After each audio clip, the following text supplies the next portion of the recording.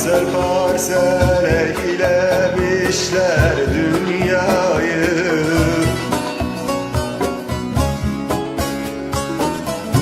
Bir dikili taştan gayrı nem kaldı.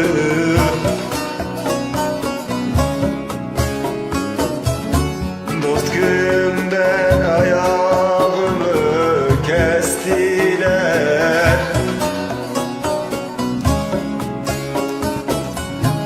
Bir akılsız baştan gayrı nem kaldı, nem kaldı, nem kaldı. Bir akılsız baştan gayrı nem kaldı, nem kaldı, nem kaldı.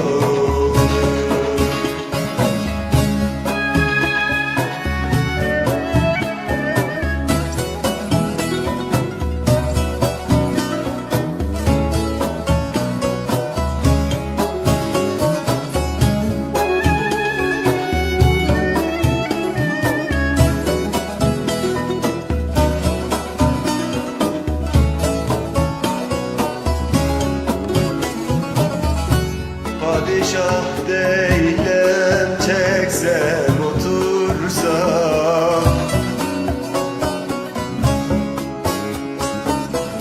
saraylar kursam da asker yetirsem,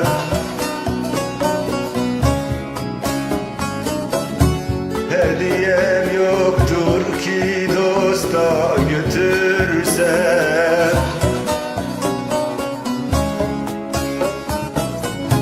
İki damla yaştan gayrı nem kaldı, nem kaldı, nem kaldı. İki damla yaştan gayrı nem kaldı, nem kaldı, nem kaldı.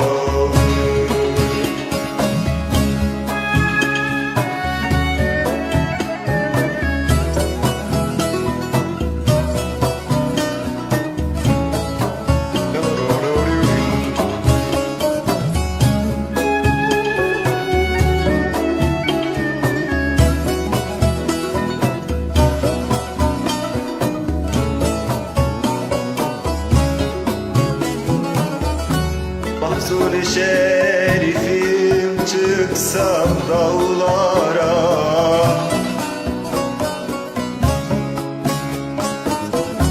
rast gelsem de acı vurmuş marala.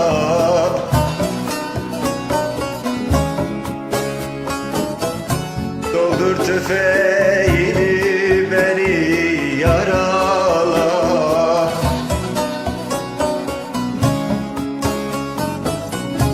Bir yaralı düşten gayrı nem kaldı, nem kaldı, nem kaldı.